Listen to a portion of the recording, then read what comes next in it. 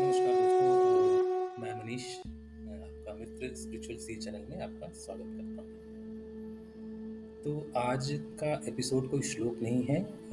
मेरे एक सब्सक्राइबर मुझे नई दिल्ली रेलवे स्टेशन पर मिल गए और उन्होंने बोला कि आपने 1 साल पूरा कर लिया और आप इसका अवलोकन करें, यानी कि अभी तक क्या किया हमने और भागवत गीता क्यों इम्पोर्टेंट है हम सबके जीवन में। तो मैंने उन सब्सक्राइबर के लिए ये एक वीडियो बनाया और आप सबके लिए और हम सबके लिए ये वीडियो मैंने बनाया। तो एपिसोड 59 में हम सिर्फ अवलोकन करेंगे और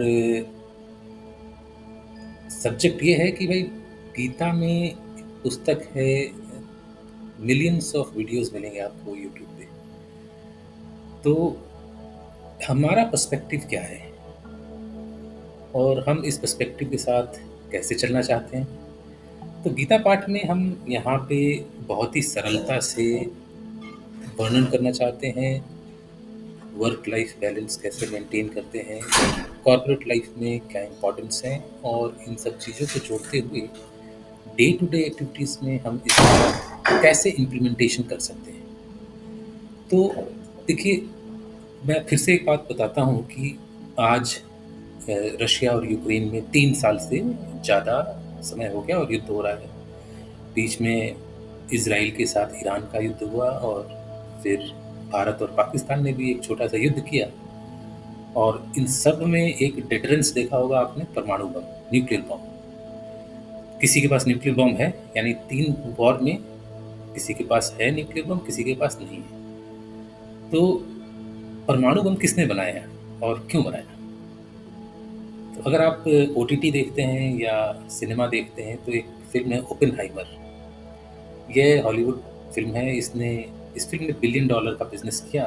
क्या खास है इसमें? तो देखिए, जूलियस रॉबर्ट ओपेनहाइमर जो परमाणु बम के जनक के रूप में जाने जाते हैं, उन्होंने 1945 में परमाणु बम का सफल परीक्षण किया और एटम बम से निकले हुए मशरूम टाइप बड़े से आग के गोले को देखते हुए क्या क्या कहा उन्होंने? उनके मन से क्या शब्द निकले? उन्होंने कहा, अब मैं मृत्यु बन गया हूं, संसारों का विनाशक। ये शब्द कहाँ से आए? ये भागवत गीता से आए। तो आपको जानकर हैरानी होगी कि जूलियस रॉबर्ट ओपेनहाइमर गीता को पढ़े थे और गीता को पढ़ने के लिए उन्होंने संस्कृत की भाषा सीखी थी।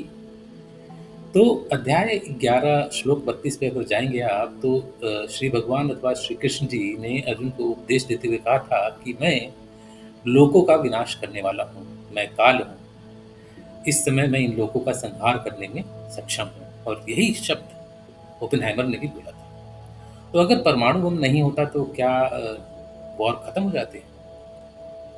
और क्या परमाणु बम के होने से वॉर कम होगा? बहुत बड़ा टॉपिक है। परमाणु बम आज की डेट में एक डिटरेंस है या एग्रेशन है, ये किसी को नहीं पता और ये हमेशा सब्जेक्ट टू डिस्कशन ही रहेगा। तो क्या श्री कृष्ण जी ने द्वापर युग का नाश किया? तो हमने देखा कि श्री कृष्ण जी ने बोला कि मैं नाश कर सकता हूँ, लोगों का नाश करने वाला हूँ। तो क्या द्वापर युग का नाश श्री कृष्ण जी ने किया? नहीं, श्री कृष्ण जी ने नहीं किया। तो फिर किसने किया? तो महाभारत में देखा जाए तो सभी पात्र किसी न किसी देवता और दानव के अंश थे। तो क्या कोई महात्मा दानव के रूप में महाभारत के युग काल में जन्म लिया था?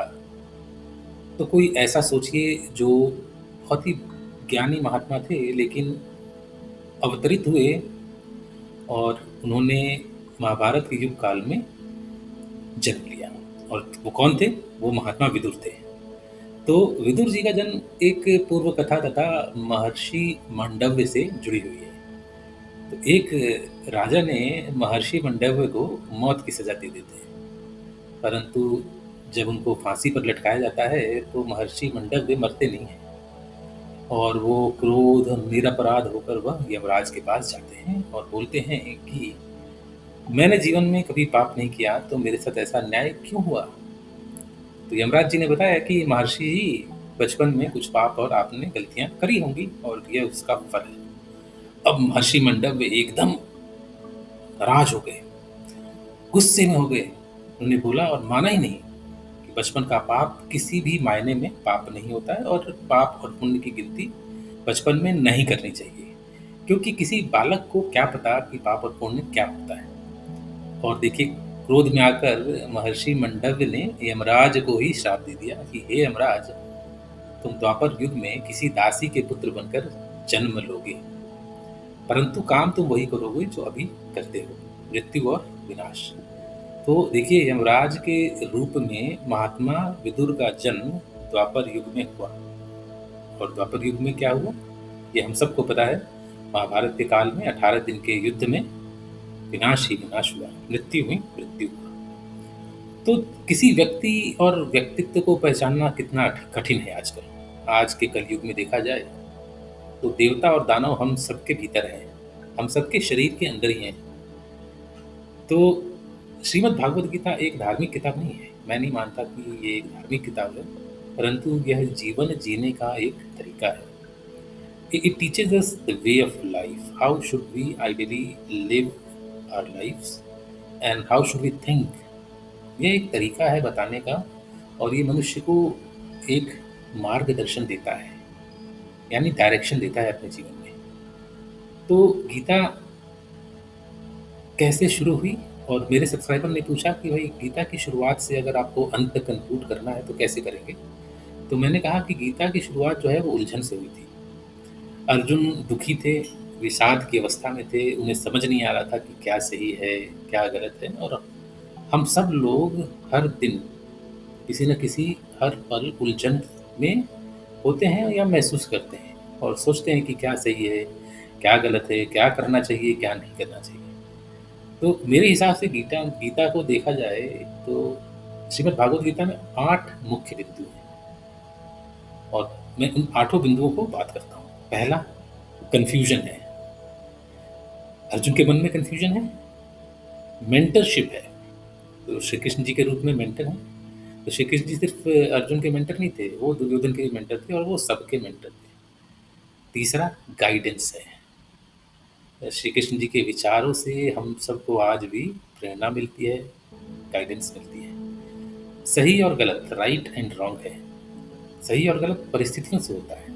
ऐसा नहीं कि जो सही हमारे लिए हो वो सही सबके लिए हो, या जो सही गलत हमारे लिए प्रतीत होता हो वो सबके लिए हो, ऐसा होता नहीं है। एक्सप्रेशन है योद्धाओं में, यानी जो युद्ध परिसर में लड़ाई करने के लिए तैयार है वो एक्सप्रेस करते हैं। फैसिलिटेशन है, यानी कि जीतेगा कोई, कोई हारेगा, कोई षड्यंत्र करेगा, शकुनी जैसे लोग षड्यंत्र करेंगे, कोई स्ट्रैटेजी बनाएगा। एग्जीक्यूशन है, युद्ध है, एग्जीक्यूशन हुआ, हम सब एग्जीक्यूट करते हैं प्रतिदिन। एग्जीक्यूशन में चक्रव्यूह भी आया, और अंततः क्या है, रिजल्ट है, हार और जीत है। तो इन 8 बिंदुओं को देखें तो क्या हमारा जीवन और गीता के मार्गदर्शन में समानता दिखती है? क्या हम हर पल हर दिन इन 8 बिंदुओं पर विचार या व्यवहार करते हैं, यानी confusion, mentor, guidance, right and wrong, expression, facilitation, execution and finally result. अगर आप सुबह उठने से रात सोने तक अपने आप को विचार करें तो मैं आपको वादा कर सकता हूँ कि आपने 8 स्टेप्स कहीं ना कहीं फॉलो किया होगा।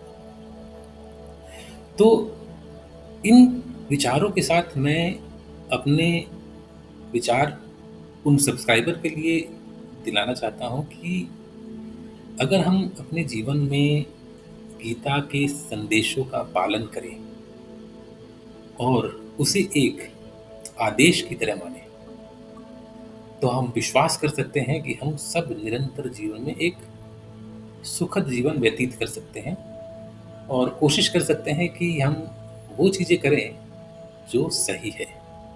तो आपका मित्र मनीष आपसे आज्ञा लेता है इस विश्वास के साथ कि हम सबको आगे बढ़ते रहना है। जीवन में कोशिश करना है कि सही करें, जीवन को सरल रखें, और सबसे बड़ी बात, गीता के संदेशों का पालन करें।